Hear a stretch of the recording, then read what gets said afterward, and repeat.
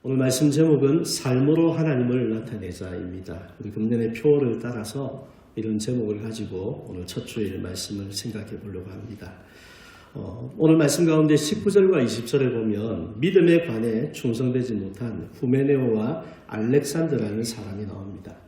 여기 후메네오라는 사람은 결혼의 신 후멘에게 속한 자라는 뜻을 가지고 있는 이름입니다. 부활은 이미 지나갔다. 그래서 그리스도께서 다시 오실 때 재림하실 때 육체의 부활은 일어나지 않을 것이다. 이런 주장을 했던 사람인데 그러면서 바울에 의해서 교회에서 쫓겨난 인물입니다. 당시 교회 안에 들어왔던 거짓 선생들이라고 볼 수가 있습니다. 하나님의 말씀을 따른 바른 믿음이 아닌 잘못된 어떤 그런 사상들을 따라서 주장하던 사람들입니다. 그런데 오늘 말씀을 전하고 있는 이 바울과 그리고 또 바울이 언급하고 있는 디모데는 그들과 달리 믿음에 있어서 충성된 사람들이었습니다. 우리의 마음 가운데에 바라기는 바울과 디모데 같은 사람이 되는 것이죠. 하나님이 보실 때에 충성스러운 사람들, 또 주의 교회를 위해서 하나님이 기쁘시게 사용하고 역사하는 그와 같은 삶이 되기를 원하실 텐데 어떻게 하면 바울과 디모데처럼 하나님이 보시기에 충성되고 또 우리 주변에 있는 사람들에게 하나님을 보여주는 삶이 될 수 있을까? 어떻게 하면 그렇게 될까? 오늘 말씀을 통해서 함께 생각을 해보겠습니다. 자, 먼저 삶으로 하나님을 나타내기 위해서는 구원의 감격과 감사를 회복해야 합니다. 한번 읽어봅시다. 구원의 감격과 감사를 회복하자. 12절 말씀을 읽겠습니다. 나를 능하게 하신 그리스도 예수 우리 주께 내가 감사함은 나를 충성되이 여겨 내게 직분을 맡기심이니. 바울은 많은 사람들 앞에 예수님을 증거하고 하나님을 나타내는 삶이 될 수 있었습니다.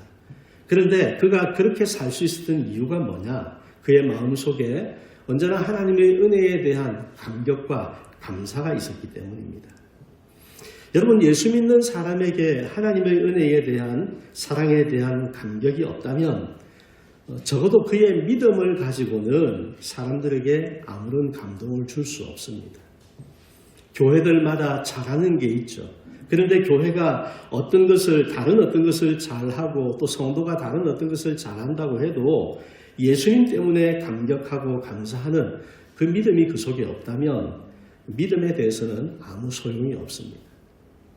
세상 사람들이 볼 때 별로 그 마음으로부터 뭔가 이렇게 와닿는 것을 느낄 수가 없다는 것입니다. 그러나 바울에게는 하나님이 그에게 주신 놀라운 은혜에 대한 감격이 가득했습니다. 그가 그럴 수 있었던 이유를 오늘 본문 속에 좀 비춰주고 있는데 13절을 한번 보겠습니다. 내가 전에는 비방자요 박해자요 폭행자였으나 도리어 긍휼을 입은 것은 내가 믿지 아니할 때에 알지 못하고 행하였음이라. 자신에 대한 고백인데 뭐라고 합니까? 내가 전에는 비방자요 박해자요 폭행자였다. 그의 말과 같이 바울이 이전에는 예수님을 부인하고 예수님이 하나님의 아들이시라는 것을 부인하고 예수 믿는 사람들을 잡아가두고 죽이는 일에 앞장섰던 사람입니다. 그래서 교회에게 크게 두려움을 끼치던 사람이 이 바울이라는 사람입니다. 그런데 그렇게 악했던 자신을 하나님께서 용납하고 사랑으로 품어주셨다는 거죠. 그런 그에게 예수님을 알고 믿게 해주신 그 풍성한 은혜에 대해서 그의 마음에 큰 감격이 있는 겁니다. 나 같은 사람을 하나님이 이렇게 용서해 주시고 내게 은혜를 입혀주셨다. 자신이 고백하는 말을 보면 그거는 죄인 중에 괴수라는 표현을 씁니다. 이 괴수라는 말은 우두머리 대장이라는 뜻입니다. 죄인들 가운데에서도 가장 앞장선 가장 악한 사람이 바로 자신이었다는 거죠. 그럼에도 불구하고 하나님께서 이런 은혜를 입혀주셨다는 것, 이걸 생각할 때 처음 믿을 때뿐만 아니라 평생을 이 일에 대한 감사를 그의 마음에 늘 가지고 살게 되었다는 겁니다. 바울이 예수님을 전하는 일을 하면서 그에게 늘 평안하고 좋은 일만 있었던 건 아닙니다. 많은 고통을 당하기도 했었고 잡혀서 매를 맞는 일도 있었고 감옥에 갇히기도 했었고 죽을 뻔한 위험도 많았습니다. 하지만 그 속에서도 그가 포기하지 않고 끝까지 이 사명을 감당할 수 있었던 것은 구원의 은혜에 대한 감격과 감사가 있었던 것 때문입니다.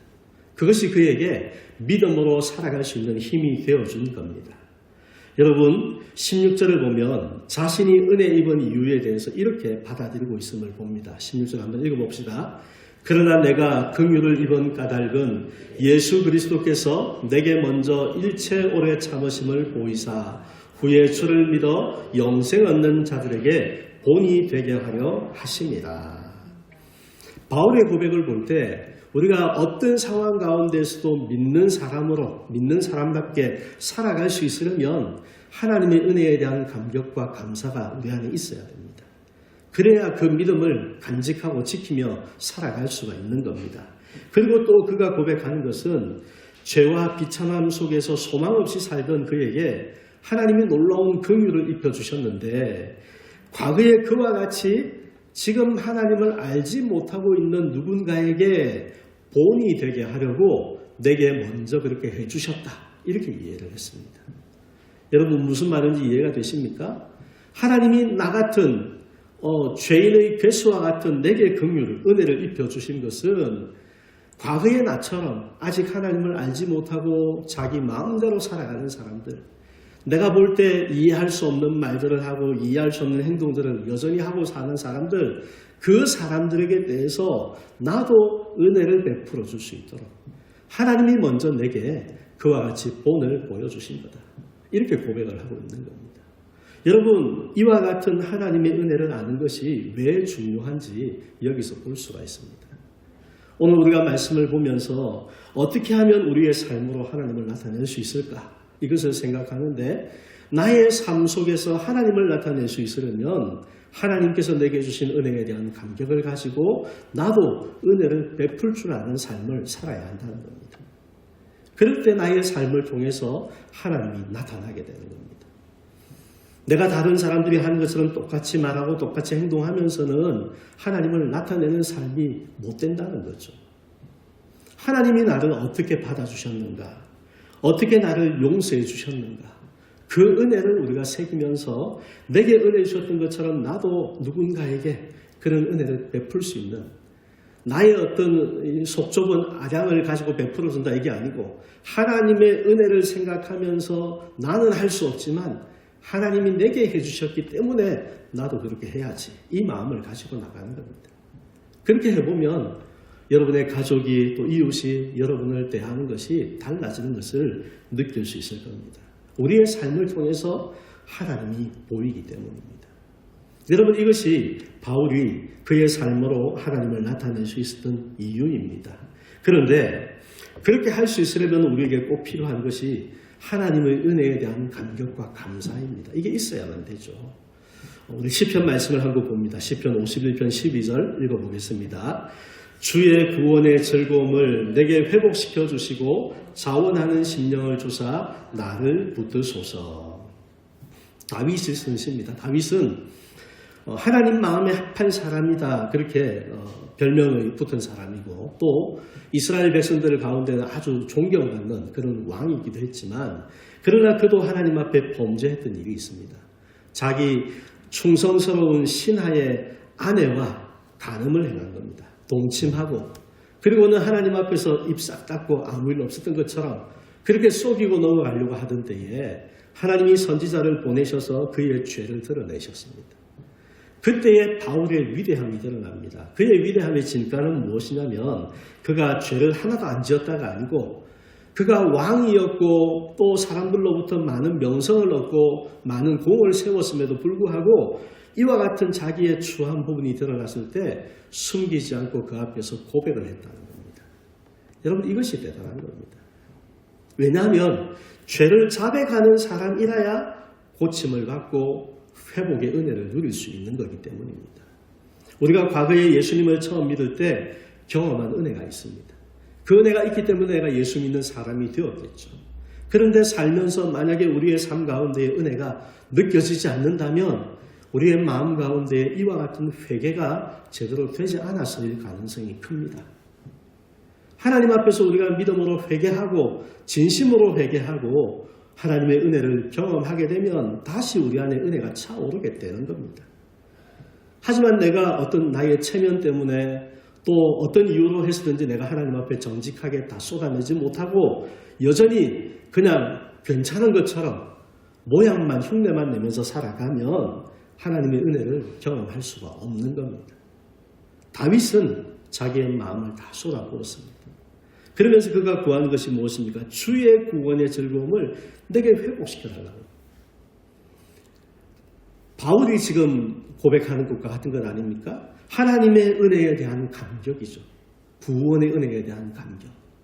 근데 그러한 은혜의 감격이 계속해서 그의 마음에 있었다면 그는 바세바와 동침하는 죄악을 범하지 않았을 겁니다. 그게 없어졌기 때문에 이런 죄를 두려워하지 않고 그런 죄를 범한 것이었고, 그러나 이제는 죄를 깨닫고 회개하면서 다시 하나님의 구원의 즐거움을 회복시켜달라고. 이것이 그의 삶을 지켜주는 너무나 소중한 것인 줄 알았기 때문입니다. 사랑하는 성도 여러분, 우리의 삶도 마찬가지입니다. 내가 예수 믿는 사람답게 살아가려고 마음을 먹을 수 있습니다. 하지만 마음 먹는 것만 가지고 되는 게 아닙니다. 마음도 먹어야 되지만 그렇게 할 수 있는 우리 안에 내면에 힘이 들어와야 되는데 그 힘은 누가 주느냐? 하나님이 주시는 겁니다.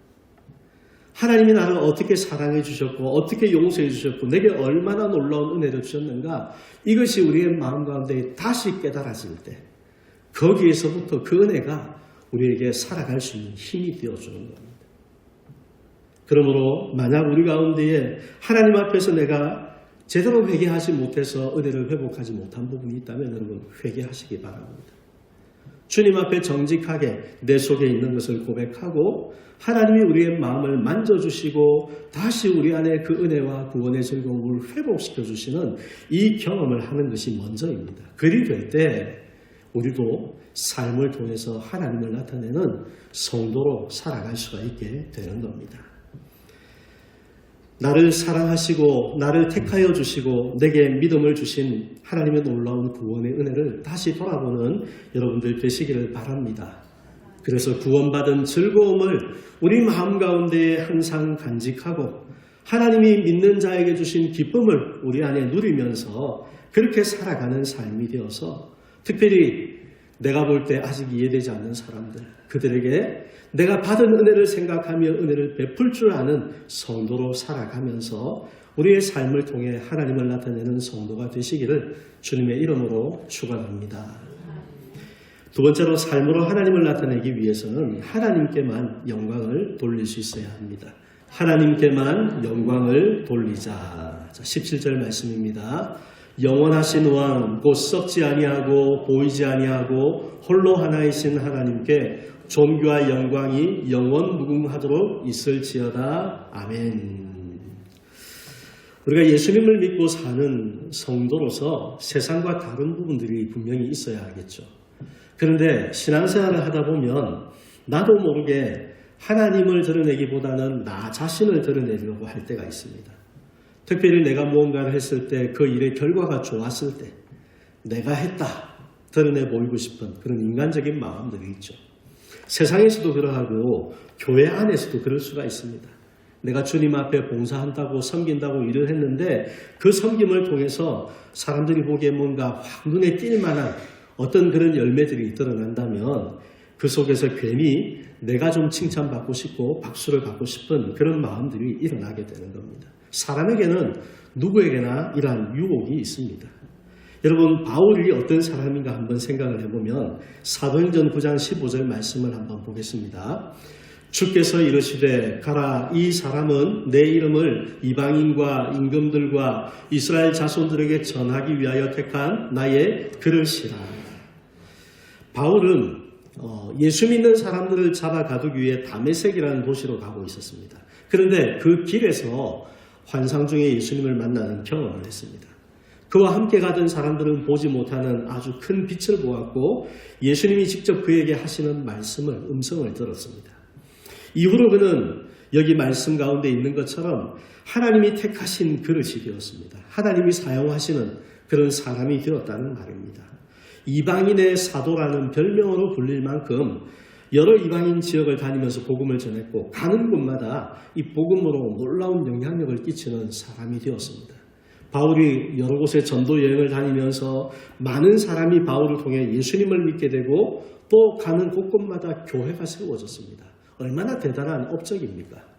그러면 자기 이름을 드러내고 싶은 것이 사람의 심리인데 바울은 그렇게 하지 않았다는 겁니다. 우리 오늘 말씀 17절을 다시 한번 읽어보겠습니다. 영원하신 왕 곧 썩지 아니하고 보이지 아니하고 홀로 하나이신 하나님께 존귀와 영광이 영원 무궁하도록 있을지어다. 아멘. 이것이 바울의 고백입니다. 내가 많은 일을 한 것 같고 사람들이 나를 주목하여 본다 하더라도 내가 아니고 오직 나와 함께 하시는 하나님이 하신 것이다. 너희는 나를 보지 말고 하나님을 보아라.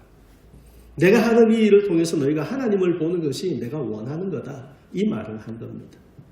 여러분, 이것이 오직 하나님께만 영광을 돌리는 겁니다.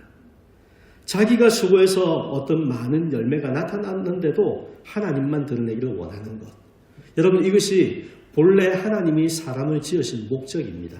이사야 43장 21절 말씀을 보면 이 백성은 내가 나를 위하여 지었나니 나를 찬송하게 하려 함이니라 이랬습니다. 하나님이 말씀하시기를 하나님께서 사람을 창조하실 때 이런 목적을 가지고 창조하셨다는 겁니다. 그리고 여기 이 백성이라고 한 것은 죄 가운데에 빠져버린 사람들을 하나님이 구원하실 때, 하나님의 백성으로 불러주실 때 하나님이 그들에게 대해서 가지고 있는 기대가 바로 이것이라는 거죠. 나를 찬송하게 하려 합니다. 하나님을 인정하고 하나님을 믿고 하나님께 영광을 돌리는 그와 같은 삶을 살도록 그것을 기대하고 내가 너희를 불러주었다. 너희를 구원해 주었다. 말씀하시고 있습니다. 그런데 바울은 그와 같은 하나님의 기대를 따라 오직 하나님만 드러내는 삶을 살았던 겁니다. 여러분, 우리의 삶 속에서 만약에 한번 생각해 봅시다. 바울이 하나님을 드러내지 않고 자기가 했던 많은 일들을 통해서 자기의 이름을 막 드러내는 그런 삶을 살았다면 사람들이 그에 대해서 어떻게 생각을 했을까요? 뭐 칭찬하는 사람들 있었겠죠. 박수치는 사람들 있었겠죠. 그런데 우리가 오늘 성경을 통해서 보는 것처럼 그렇게 많은 사람이 예수를 믿고 많은 교회가 세워지는 역사가 일어날 수 있었을까? 그렇지 못했을 거라고 생각합니다. 여러분, 요즘 우리 시대에 만약에 누군가가 놀라운 열매를 나타내면서 자기 이름을 드러내려고 한다면 여러분은 어떻게 생각이 됩니까? 그 사람이 잘했다, 막 칭찬하고 싶은 마음이 진심에서 우러나옵니까? 아니면 아유 참 조금만 자중했으면 더 좋았을 텐데 이런 마음이 드십니까? 아마 후자일 겁니다. 근데 그것을 우리 자신을 대해서 비추어 봐야 됩니다. 그와 같이 우리 자신을 돌아봐야 됩니다. 내가 나를 드러내는 삶이 될 때 세상 사람들이 나를 보면서 어떤 마음을 느낄까? 이것을 생각해야 됩니다. 우리 오늘 말씀이 우리의 삶으로 하나님을 나타내자인데 내가 나를 드러내는 삶을 살면 과연 세상의 사람들이, 친구들이, 이웃들이, 가족들이 나를 보면서 하나님이 보일까? 그렇게 보이지 않을 겁니다. 인간적인 우리의 모습이 보이겠죠. 그래서 성도에게 있어서 치명적인 것이 바로 여기에 있습니다. 세상을 살면서 우리가 성도라고 하나님을 예배하고 믿음을 가지고 살아간다고 하는데 그런데 세상 사람들과 크게 다르지 않게 사는 겁니다. 내가 잘했으면 잘했다는 말을 듣고 싶고 칭찬을 받고 싶고 인정을 받고 싶고 그런 부분들을 하나하나 놓치지 않고 챙기며 살려고 하니까 인간적인 모습으로만 비치는 겁니다. 하나님이 보이지 않는 겁니다. 여러분, 이것을 저도 여러분도 돌아볼 수 있기를 바랍니다. 나의 삶을 통해서 우리가 고백하는 것이 무엇입니까? 모든 것이 하나님의 은혜입니다. 이것 아닙니다. 나를 구원하신 것도 하나님의 은혜고 내가 인생의 여러 가지 이런 우여곡절을 겪으면서 살아오는 가운데 여기까지 지금 이렇게 올 수 있었던 것도 하나님의 은혜임을 우리가 고백하는 것처럼 여러분 항상 하나님의 은혜를 고백하고 하나님만 나타내는 그것이 우리의 삶의 목적임을 기억하시기를 바랍니다. 우리가 오직 하나님만 드러내는 삶이 된다면 세상 가운데 하나님을 보여주는 사람이 될 수 있고 우리를 통해서 하나님을 믿게 되는 사람이 많이 생겨나는 삶이 될 수가 있습니다. 2026년은 그런 한 해가 되시기를 축복합니다. 네, 다시 2026년은 그런 한 해가 되시기를 축복합니다. 네, 믿음을 가지고 우리 안에 소망을 품고 우리가 사람이기 때문에 나를 드러내고 싶은 유혹의 순간이 찾아올 수 있습니다. 하지만 하나님의 뜻을 늘 생각하고 집중하셔야 됩니다. 하나님이 왜 나를 구원해 주셨는가? 하나님만 찬송하게 하려고 나를 구원하셨다. 항상 그 사실을 기억하시고 여러분 가족들에게도 이웃에게도 또 성도들에게도 내가 아니라 하나님만 드러내는 삶, 하나님을 인정하고 하나님만 자랑하는 삶, 그래서 세상 사람들이 나를 보면서 정말로 하나님을 인정하게 되는 그와 같은 삶이 되시기를 간절히 축원합니다. 세 번째로 삶으로 하나님을 나타낼 수 있기 위해서 믿음의 선한 싸움을 싸워야 합니다. 한번 읽어봅시다. 믿음의 선한 싸움을 싸우자.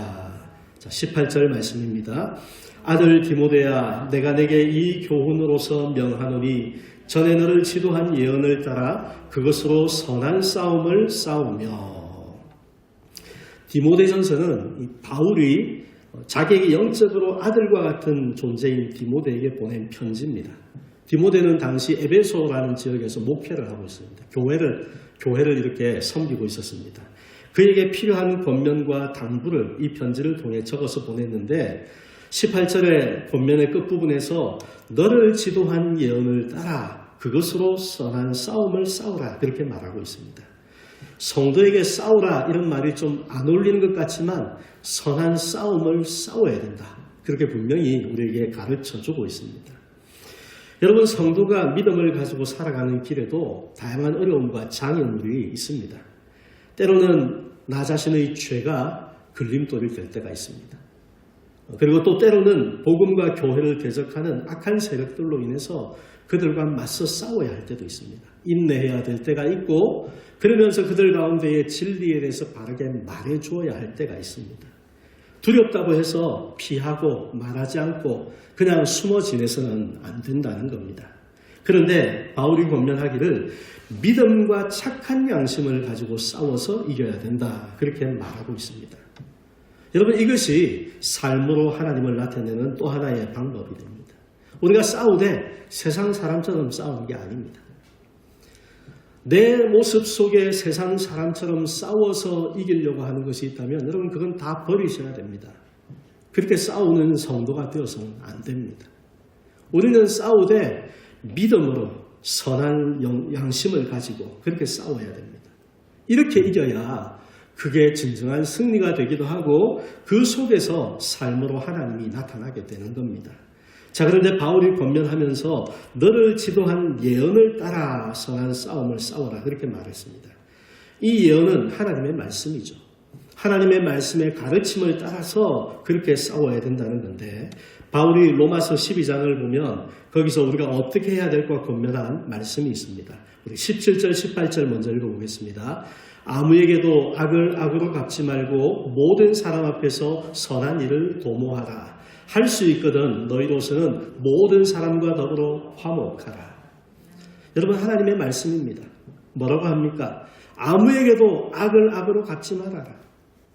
너에게 악하게 하는 사람이 있다고 해서 그 사람에게 되갚아 주려고 하지 말라는 겁니다.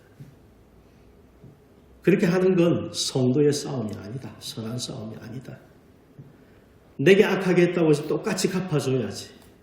나도 한번 같이 욕을 해줘야지. 그건 아니라는 겁니다. 할 수 있거든 모든 사람과 더불어 화목하라. 우리가 어울리고 싶은 사람이 있는가 하면 별로 어울리고 싶지 않은 사람도 있을 수 있습니다. 하지만 성경은 뭐라고 합니까? 할 수 있거든 최선을 다해서 힘을 다해서 모든 사람과 화목하기를 힘써야 하는 겁니다.